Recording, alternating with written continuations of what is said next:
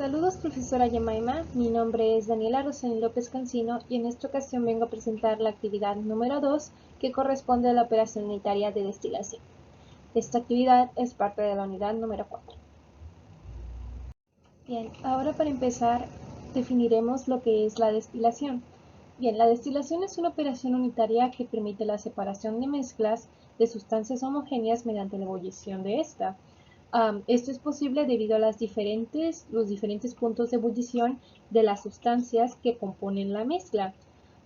El fundamento teórico de esta operación se basa en la ley de Dalton y la ley de Raoult. Bien, en esta figura que aparece aquí, se puede notar el principio de destilación. Esta no es una columna de destilación, sino que enfoca cómo funciona la destilación en escala de laboratorio, por ejemplo. Aquí tenemos el mechero que calienta la mezcla que se tiene aquí. Cuando la mezcla hierve, el componente más volátil pasa por este tubo de acá y los gases que están en el tubo de acá se enriquecen con este componente, por lo cual al pasar por el tubo de aquí y por esta cámara de condensación o condensador, se convierten de vapor a estado líquido y se obtiene esa sustancia.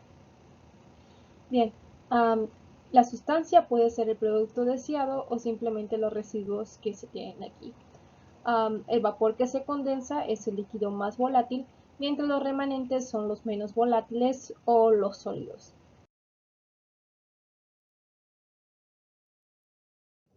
Ahora, entre los métodos principales de destilación, de acuerdo con Maccabi, entre otros autores, 2007, existen dos métodos principales. Está sin reflujo y con reflujo.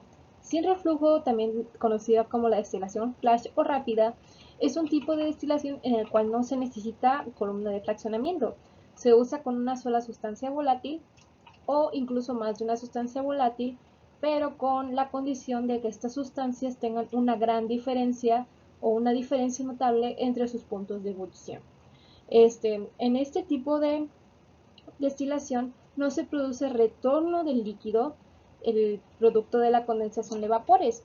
Por ejemplo, aquí en la figura número 2 podemos ver de que está la alimentación pasa aquí y después el líquido remanente pasa acá y el vapor al condensador de este lado. Sin embargo, el líquido que produce el condensador no vuelve a unirse al tanque donde se estaba haciendo el proceso.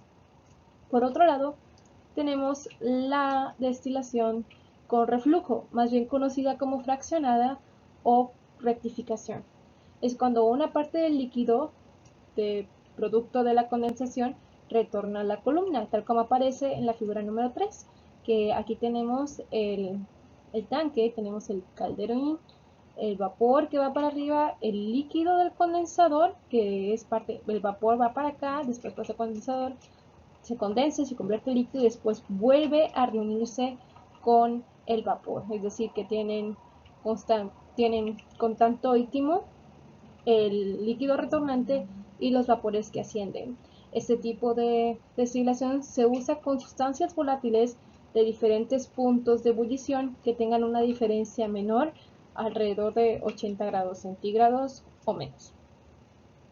Entre los factores a tomar en cuenta en la operación unitaria de destilación se encuentran tres sumamente importantes y relacionados. Está la diferencia entre los puntos de ebullición o volatilidad de los componentes de la mezcla, entendiendo que el punto de ebullición es la temperatura a la cual la presión de vapor de un líquido es igual a la presión atmosférica, por lo que se establece un equilibrio entre la fase líquida y el vapor de la sustancia. Si esta diferencia es grande, se puede realizar fácilmente la separación en una sola vez.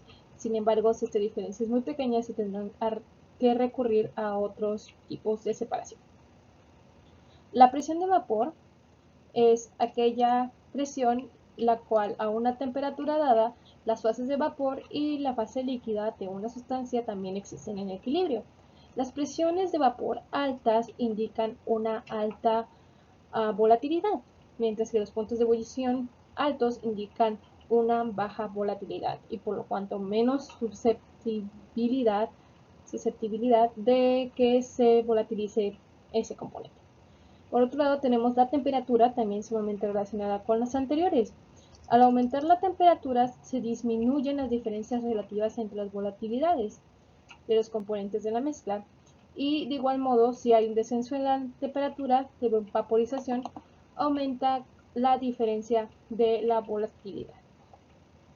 Entre otros aspectos que conforman la destilación encontramos sus características, entre las que tenemos las siguientes. La número 1 sería que ocurre a través del calentamiento y enfriamiento de la mezcla. Un proceso intermedio de este método es la evaporación. Debido al calentamiento de la mezcla, también existe ebullición y enfriamiento de la mezcla existiría la condensación.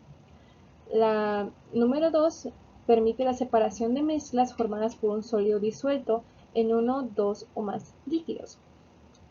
Número 3. Se basa en la diferencia de temperatura de ebullición de los componentes.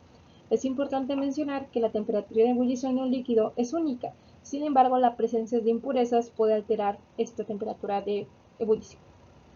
Número 4. El primero en evaporarse se hace pasar por un refrigerante y se recupera una vez condensado. Número 5. Mayor diferencia entre puntos de ebullición de los componentes de una mezcla, mayor será el grado de pureza y por lo tanto menor contaminación con otros componentes diferentes a los que queremos obtener. Bien, entre las partes principales del equipo de destilación encontramos los siguientes. En este caso podemos ver la figura número 4, que es una columna de destilación y sus componentes, los cuales vamos a describir a continuación. Primero está el armazón vertical, el cual podemos ver aquí, que es donde se tiene la separación de los componentes del líquido. Por lo cual tenemos también un flujo de alimentación o la entrada de alimentación, lo que es esta, los flujos de productos, los cuales son el residuo, que está por acá, y el destilado, el cual se produce por aquí. La entrada de vapor, la cual es parte del ebullidor, y la salida de vapor superior, que va al condensador. Los componentes internos, que son los platos o empaquetados, los cuales sirven para promover la separación de los componentes. También tenemos el ebullidor, el cual provee el vapor necesario para el proceso de destilación. También tenemos el condensador, el cual convierte los vapores el vapor superior de salida a un líquido, el cual va a ir al tanque de reflujo. Este tanque de reflujo va a manejar los líquidos del condensador para regresar una parte al armazón vertical o a la salida de producto, en este caso es el destilado. Es importante mencionar que el armazón vertical contiene dispositivos internos, incluidos el condensador y el rehervidor, y que juntos constituyen la columna de destilación. Ahora, ¿cuáles son los tipos de equipos de destilación que se usan en la industria? Podemos dividir los tipos de equipos de destilación de acuerdo a la manera en que operan. En este caso tenemos dos tipos principales, los cuales serían las columnas batch o por lotes, los cuales están configurados para destilaciones especializadas o para cantidades pequeñas. O columnas continuas, las cuales, como su nombre dice, procesan un flujo de alimentación continuo y pueden procesar grandes cantidades de volumen, las cuales son muy comunes en la industria debido a su capacidad de procesamiento. Entre estos tipos de columnas encontramos diversas subdivisiones de acuerdo a ciertas características, las cuales tenemos la naturaleza del flujo de alimentación, número de flujo de productos, lugar de salida de alimentaciones adicionales para ayudar a la separación y los dispositivos internos por los cuales está conformado. En la naturaleza del flujo de alimentación encontramos columnas continuas binarias o columnas continuas multicomponentes. En el número de flujo de productos encontramos los multiproductos, y de acuerdo al lugar de salida de alimentaciones adicionales, para ayudar a la separación, encontramos extractiva o azotrópica. Acerca de los dispositivos internos, están de platos o de relleno. Bien, ahora, ¿qué son las columnas batch o por lotes? En este caso tenemos la figura número 5, un destilador batch, el cual puede se pueden notar diversas características. En este caso tenemos el número 1, la alimentación de la columna se introduce por porciones. En este caso vemos que la alimentación viene por aquí y simplemente se queda en este lado, por lo cual no hay una alimentación seguida o continua. Está compuesto de solo una columna para llevar a cabo el proceso y la eficiencia es baja comparada con la destilación continua. Es flexible debido a que solo se pueden separar varios componentes distintos en una sola columna. Y la destilación en columnas batch es muy propensa a contaminación debido a que es posible que quedan trazas del lote anterior en el sistema y por lo tanto el siguiente lote, si es diferente, si está compuesto de diferentes sustancias, puede contaminarse y por lo cual puede afectar a los puntos de ebullición o a la composición de la mezcla. Si el siguiente lote que se destila es idéntico a este, es algo que no debe de preocupar. Por otro lado tenemos las columnas continuas o fraccionadas. En este caso tenemos la figura número 6, el cual se puede ver que la alimentación no se encuentra directamente aquí justo en el hervidor, sino que se encuentra aquí en el tanque vertical. Bien, entonces, por este tipo podemos entender que la alimentación es un flujo constante, que no hay interrupciones. Y, por ejemplo, la mezcla se agrega durante el proceso y al mismo tiempo se recoge. Es decir, aquí el producto se recoge al mismo tiempo que se sigue metiendo alimentación al tanque y también se recoge el vapor. Requiere un número n-1 de columnas, donde n es igual a los componentes a separar. Esto se traduce a que si tenemos varios componentes a separar, vamos a necesitar varias columnas para realizar este proceso. La eficiencia termodinámica y económica del proceso es muy alta y también es menos flexible debido a las múltiples columnas a usar por cada componente y después de operar por cierto periodo de tiempo alcanzan un estado estable. Ahora tenemos dos tipos de columnas continuas de acuerdo con la naturaleza del flujo de alimentación, recordando que el flujo de alimentación es aquel que provee de la mezcla a la columna de destilación. Bien, la columna continua binaria es donde la alimentación tiene dos componentes y la multicomponente es donde la alimentación provee de más de dos componentes. Bien, ¿cuáles son sus características? Las características de la columna continua binaria son las siguientes. Separa una mezcla de dos sustancias con distintas volatilidades. El destilado y el sedimento son producto de este tipo de destilación. Y la concentración de la mezcla es la fracción molar del componente más volátil. Un ejemplo de esto es la separación del alcohol con agua. Simplemente dos componentes. En el caso del multicomponente tenemos las siguientes características. No se puede aplicar el método gráfico de Maccabi-Thiele y por lo cual, por esta misma razón, se tiene que llevar un cálculo riguroso donde se requieren iteraciones hechas etapa por etapa mediante el uso de computadoras o diseños preliminares tomando en cuenta cada uno de los componentes. Un ejemplo de esto es la separación de hidrocarburos. Bien, ahora, ¿cómo ilustraríamos las columnas continuas de acuerdo a la naturaleza del flujo de alimentación en un diagrama? Aquí podemos visualizar un diagrama de una columna continua binaria, la cual podemos ver que en la alimentación tenemos dos componentes. Bien.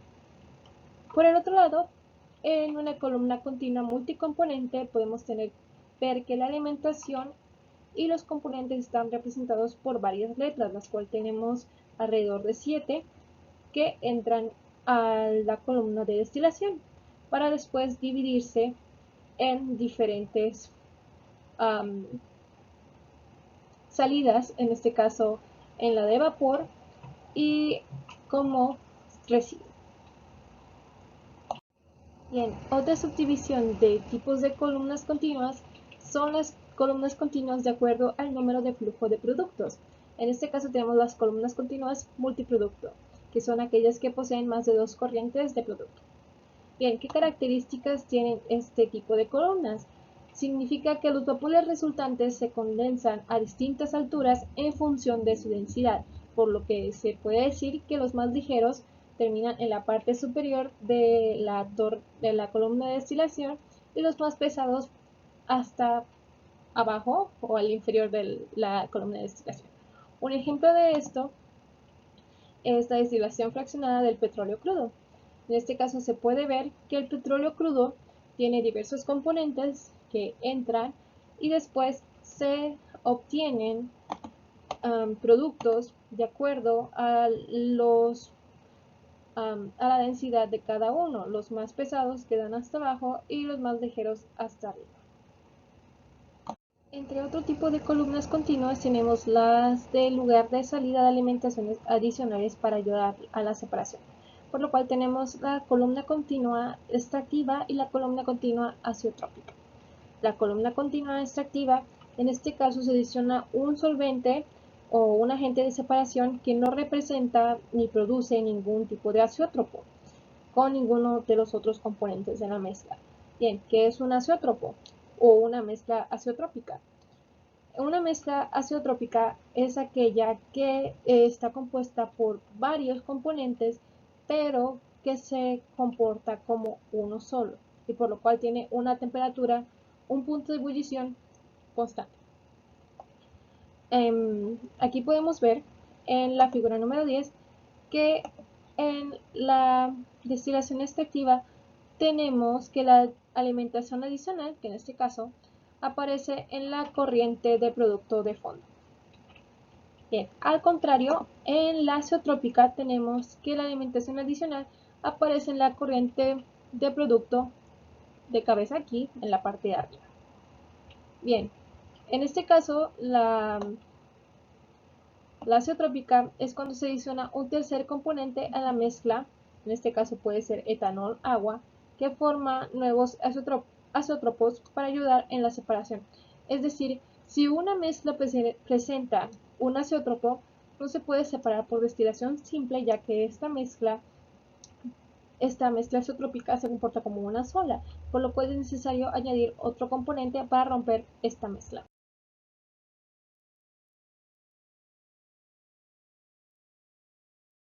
Bien.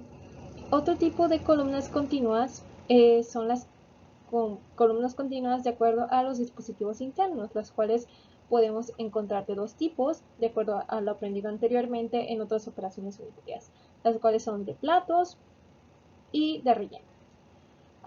En este caso, en las de platos se utilizan platos para retener el líquido y así proveer un mejor contacto entre líquido y vapor y así mejorar la separación. En este caso podemos ver que un diagrama que representa una columna continua de platos se vería así. En este caso, la número 2 de relleno, se utilizan rellenos de distinto tipo para mejorar el contacto entre líquido y vapor. En este caso podemos ver que una columna de relleno se vería representada de esta forma. Bien, ahora, ¿qué aplicaciones podemos obtener de la destilación en industria? Entre las aplicaciones que podemos obtener está la obtención de nafta, gasolina, queroseno en la industria del petróleo. También tenemos la producción de bebidas alcohólicas, la purificación de solventes y producción de perfumes, así como la obtención de aceites esenciales. Es importante mencionar que la destilación por lotes, como está referida para pequeños volúmenes, podemos obtener, por ejemplo, químicos especiales, farmacéuticos, algún tipo de medicina, reciclaje o recuperación de disolventes. En este caso, la destilación continua se utiliza más para petróleo, por ejemplo, y otros productos químicos derivados del petróleo. Ahora, ¿qué ventajas tiene el proceso de destilación? 1. Es altamente efectivo y es uno de los más usados en la industria. 2. Puede remover diferentes tipos de componentes simultáneamente, así como podemos ver que puede ser columnas continuas, multiproducto y también columnas continuas con entrada múltiple. Es un proceso simple que requiere poco mantenimiento y muchas veces la separación se realiza rápidamente. Tenemos como ejemplo el uso de columnas continuas, a las cuales permiten un flujo de alimentación constante. ¿Cuáles son las desventajas del proceso de destilación? Bien, la número 1 es que no es recomendable para sustancias con puntos de ebullición cercanos, debido a que se puede dar contaminación que no quisiéramos. Por ejemplo, muchos herbicidas tienen un punto de ebullición muy similar al del agua, y por lo cual a la hora de querer separar el agua de estos herbicidas tenemos agua contaminada. Número 2, debe evitarse el uso de destilación simple y fraccionada si uno de los componentes se modifica con calor, por lo cual se utiliza la destilación al vacío. Tampoco es recomendable para sustancias reactivas o corrosivas. Número 3, no se puede recuperar sólidos. En este caso, puede que queden algunos sólidos en la columna de destilación, sin embargo, no se pueden recuperar sólidos de la condensación y la evaporación que se realiza. El costo energético es muy alto y muchas veces, debido al número de columnas usados, puede ser poco rentable económicamente. Algunas veces incluso se puede traducir a un 50% del uso de energía de una planta.